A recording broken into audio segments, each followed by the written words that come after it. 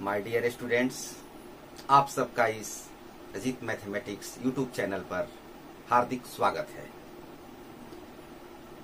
आज मैं आप लोगों के सामने मोशन का एक अगला क्लास लेकर के उपस्थित हुआ हूं। उम्मीद करता हूं कि पीछे के क्लास को आप लोगों ने भली भांति देखा होगा, समझा होगा और उसका दोहराव किया होगा। आज हम उसके आगे कुछ नई जानकारियां हासिल करेंगे। इसके पहले कि हम आगे बढ़ें, हम पीछे के क्लास की कुछ पुनरावृत्ति करना आवश्यक समझते हैं। यदि अभी तक आपने इस चैनल को सब्सक्राइब नहीं किया है तो प्लीज जल्द से जल्द सब्सक्राइब कर लें,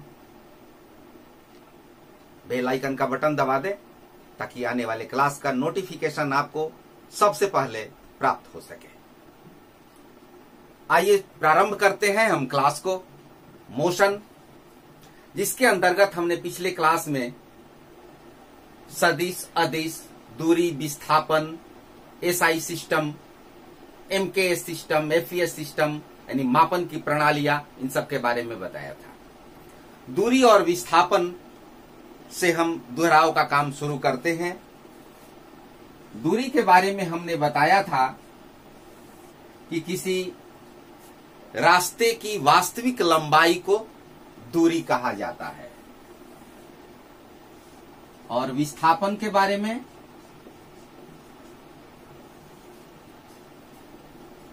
दो बिंदुओं के बीच की न्यूनतम दूरी को विस्थापन कहते हैं। ये डिफरेंस आप समझिए।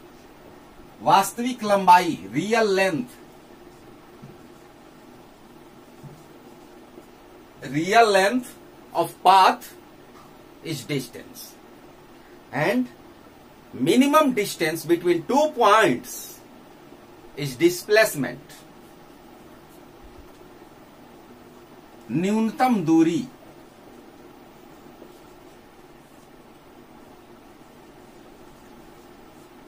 ये विस्थापन कहलाता है। दोनों का जो मात्रक होता है वो मीटर होता है, क्योंकि दोनों लंबाई है और लंबाई को हम मीटर में मापते हैं। दूरी हमेशा पॉजिटिव होता है, दूरी हमेशा धनात्मक, लेकिन विस्थापन धनात्मक भी होता है, ऋणात्मक भी होता है और जीरो भी होता है, शून्य भी हो सकता है।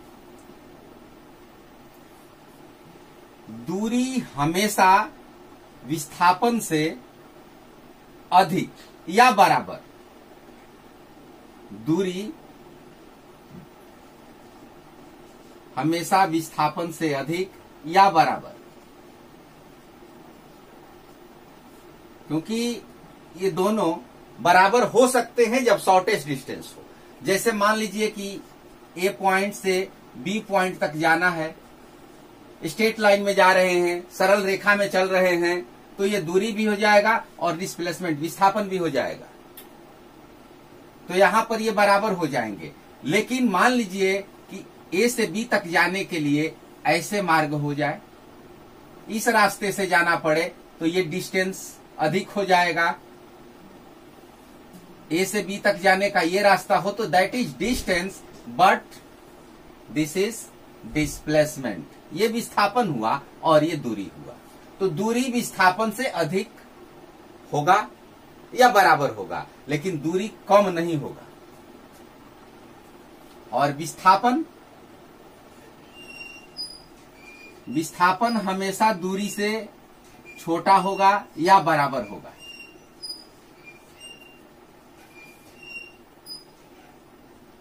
दूरी हमेशा धनात्मक, विस्थापन धनात्मक, ऋणात्मक या शून्य। ये डिफरेंस है दूरी और विस्थापन में, आपको इसको समझना होगा। एक इसमें और डिफरेंस कि दैट इज स्केलर क्वांटिटी, यानी अदिश राशि है, इसमें डायरेक्शन नहीं होता है, और विस्थापन सदिश राशि है, इसमें डायरेक्शन होता है। This is the difference between distance and displacement. ये दूरी और विस्थापन के बीच का अंतर है। इस प्रश्न को आप लिख लेंगे, नोट्स तैयार कर लेंगे। इसके बाद मैं आपके एनसीईआरटी बुक के इनसाइड क्वेश्चंस को लेता हूं। आपके पास यदि बुक है, आप बुक को ओपन कर लीजिए। पेज नंबर 110 और इसमें 3 प्रश्न दिए गए हैं। मैं उन 3 प्रश्नों को लेता हूं। आंतरिक प्रश्न परीक्षा की दृष्टि से बड़ी महत्वपूर्ण होते हैं। आइए उन प्रश्नों को देखें। क्या कहते हैं वो प्रश्न? एक वस्तु के द्वारा कुछ दूरी तय की गई, क्या इसका विस्थापन 0 हो सकता है? एक वस्तु के द्वारा कुछ दूरी तय की गई, क्या इसका विस्थापन 0 हो सकता है? अगर हां तो अपने उत्तर को उदाहरण के द्वारा समझाइए। आंतरिक प्रश्न।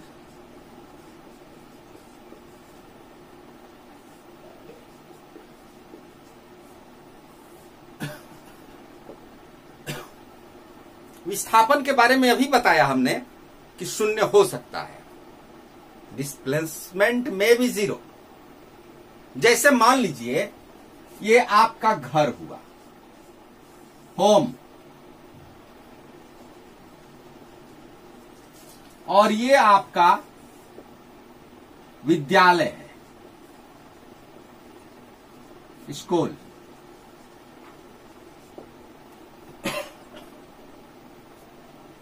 होम से निकल करके आप स्कूल पहुंचते हैं, विद्यालय जाते हैं। ये आप दूरी तय करते हैं, स्टार्टिंग पॉइंट है यह, यहां पर पहुंचते हैं और पुनः आप विद्यालय से हो करके घर पर आ जाते हैं। घर से विद्यालय गए और विद्यालय से फिर घर पर आ गए। जब आप पुनः घर पर आ जाते हैं तो आपकी जो प्रारंभिक बिंदु है, प्रारंभिक स्थिति, initial position and final position, अंतिम स्थिति, ये दोनों एक ही हो जाते हैं। ये दोनों सेम एक है। जहां से चले थे वहीं पर पहुंच गए। तो प्रारंभिक बिंदु और अंतिम बिंदु, इन दोनों के बीच की न्यूनतम दूरी वही विस्थापन है। तो जहां से चले वहीं पर आ गए तो 2 बिंदुओं के बीच की दूरी तो 0 होगी। तो इस आधार पर हम कह सकते हैं कि विस्थापन 0 हो सकता है। क्लियर?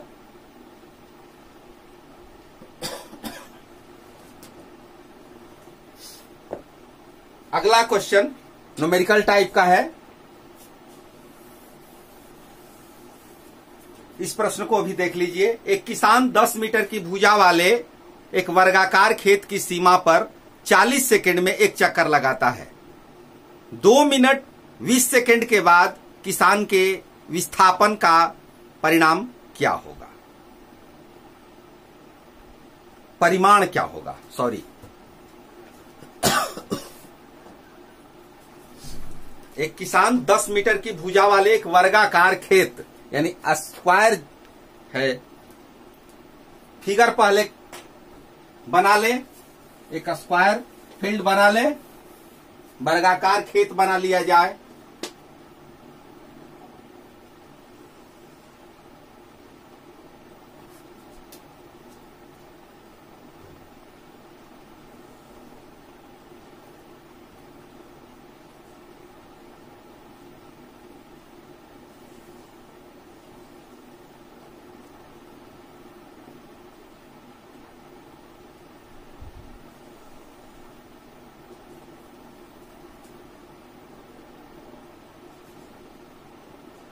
ABCD एक वर्गाकार खेत है।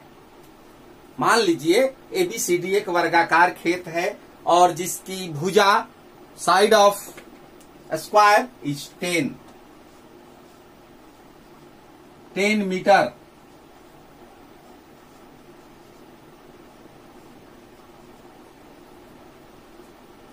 Side of square is 10 metre.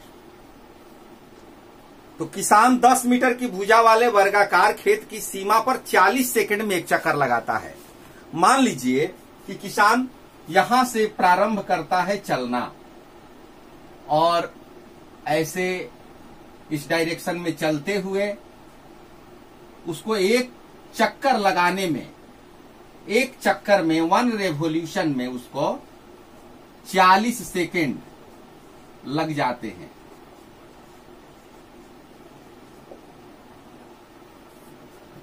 एक चक्कर में कितनी दूरी तय करेगा? 10 + 10 + 10 + 10 यानी 40 मीटर की दूरी तय करता है। तो 40 मीटर की दूरी तय करने में उसको 40 सेकंड लगते हैं। अब प्रश्न में आगे देखें तो प्रश्न कहता है कि 2 मिनट 20 सेकंड टाइम दिया हुआ है। टोटल टाइम, कुल समय कितना है? कुल समय, ये दूसरा प्रश्न है। 2 मिनट 20 सेकेंड। यदि इसको सेकेंड में कन्वर्ट कर लें तो मिनट को सेकेंड में बदल दीजिए, 60 से गुणा करके कितना हो जाएगा? 2 गुणा 60 + 20, 120 + 20, 140 सेकेंड। इसको भी हम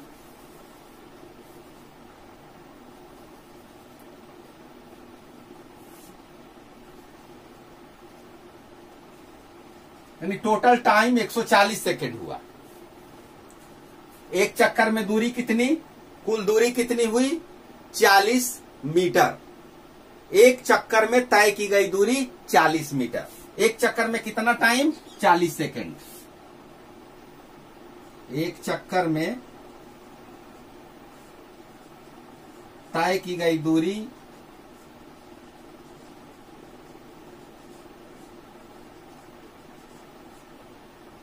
यहां से शुरू किया और इस रास्ते से होते हुए पुनः यहीं पर आ गया तो कुल दूरी कितना तय किया?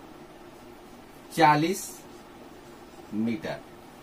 यानी 40 सेकंड में 40 मीटर की दूरी तय करता है। एक सेकंड में 1 मीटर की दूरी हुई तो 140 सेकंड में कितनी दूरी तय करेगा? ये निकाल लेना है आपको। 140 सेकंड में कितनी दूरी तय करेगा?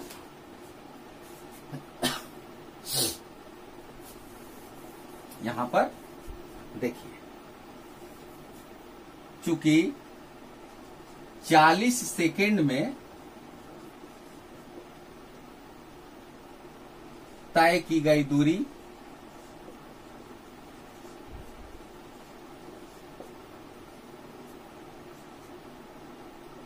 40 मीटर, इसलिए 1 सेकंड में तय की गई दूरी 40/40, इसलिए 140 सेकंड में तय की गई दूरी 40 गुणा 140 बटा में 40, 140 मीटर।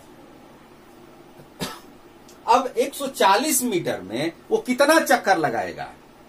140 मीटर को हम यदि रिवोल्यूशन के हिसाब से कन्वर्ट करें तो क्या होगा? 140 मीटर बराबर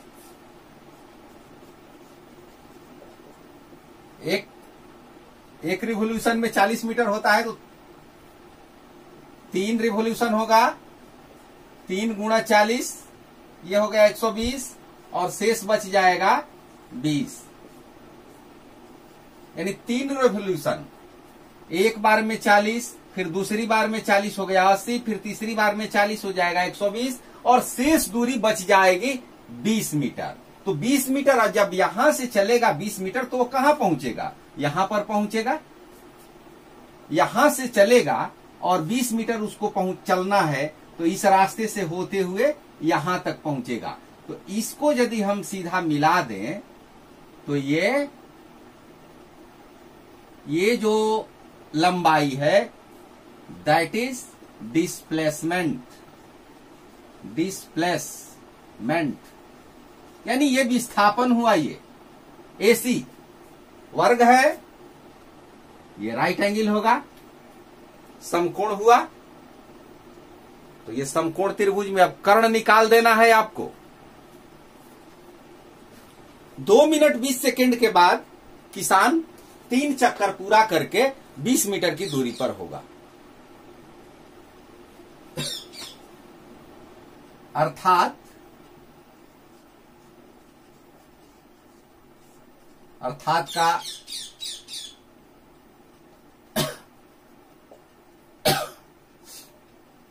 140 सेकेंड, यानी 140 सेकेंड के पश्चात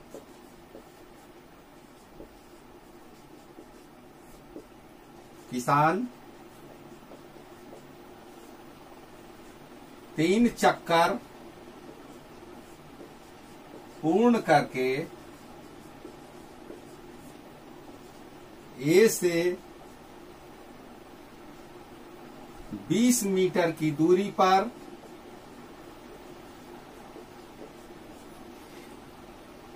C बिंदु पर होगा।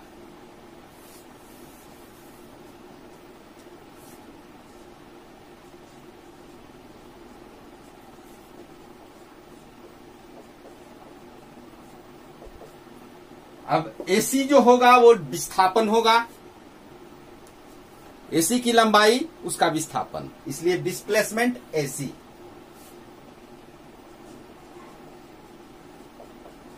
विस्थापन AC, लंब स्क्वायर जोड़ आधार स्क्वायर और इसका वर्गमूल, AB square plus BC square.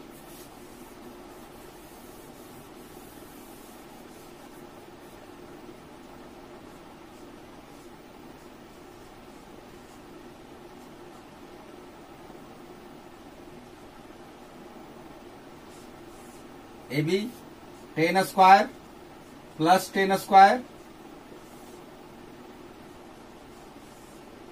100 plus 100 200 square root 10 root 2, यानी उसका विस्थापन हुआ 10 root 2 metre. That is your answer. यही सॉल्यूशन खोज रहा है ये प्रश्न। अब तीसरे प्रश्न पर आते हैं। तीसरा प्रश्न लैंग्वेज में क्या कहता है? विस्थापन के लिए निम्नलिखित में कौन सही है? यह शून्य हो सकता है, नहीं, यह शून्य नहीं हो सकता है, सॉरी। विस्थापन के लिए कौन सही है? Which of the following is true for displacement? It cannot be zero. It is false. It may be zero. यह शून्य हो सकता है। In first question we have seen, पहले प्रश्न में हम इसको देख चुके हैं। घर से विद्यालय जा रहे हैं, विद्यालय से घर आ रहे हैं, तो उस परिस्थिति में हमारा डिस्प्लेसमेंट 0 हो जाता है, तो विस्थापन शून्य हो सकता है, इसलिए यह असत्य है। दूसरा है, इसका परिमाण वस्तु के द्वारा तय की गई दूरी से अधिक होता है। इसका परिमाण वस्तु के द्वारा तय की गई दूरी से अधिक होता है। विस्थापन कभी भी दूरी से अधिक नहीं हो सकता है। अंतर बताते समय क्लास के प्रारंभ में ही मैंने आपको समझाया कि विस्थापन दूरी से अधिक नहीं होता है। यहां पर ये दोनों कंडीशंस असत्य हैं, गलत हैं। क्लियर? आप इन प्रश्न को अपने नोटबुक में अवश्य तैयार कीजिएगा, क्योंकि परीक्षा में इंटरनल क्वेश्चन, इनसाइड क्वेश्चन जरूर पूछे जाते हैं। इसके बाद अब आगे हम देखें एक समान गति और असमान गति।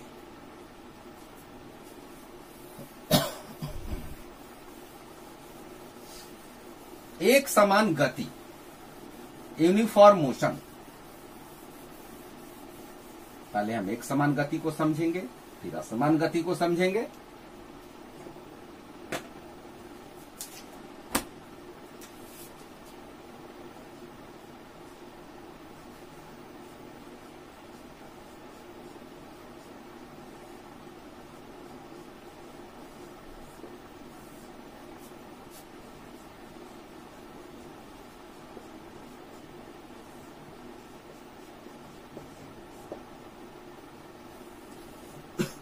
आप समझ चुके होंगे गति के बारे में। गति स्थिति में परिवर्तन, वस्तु की स्थिति में समय के साथ परिवर्तन गति कहलाता है। तो एक समान गति क्या होती? समान समय अंतराल में यदि समान परिवर्तन होता है तो एक समान गति हुई। समय अंतराल समान हो और वस्तु की स्थिति में समान परिवर्तन हो तो एक समान। आइए उदाहरण लेकर के इसको समझने का प्रयास करें। जैसे मान लीजिए आप कहीं चल रहे हैं,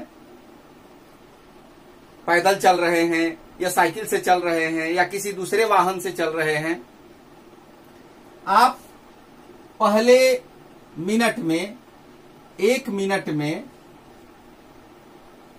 आप 5 मीटर की दूरी तय करते हैं। 5 नहीं, बहुत कम होगा, मान लीजिए 50 मीटर की दूरी तय करते हैं। 1 मिनट में 50 मीटर की दूरी तय करते हैं। फिर अगले 1 मिनट यानी 2 मिनट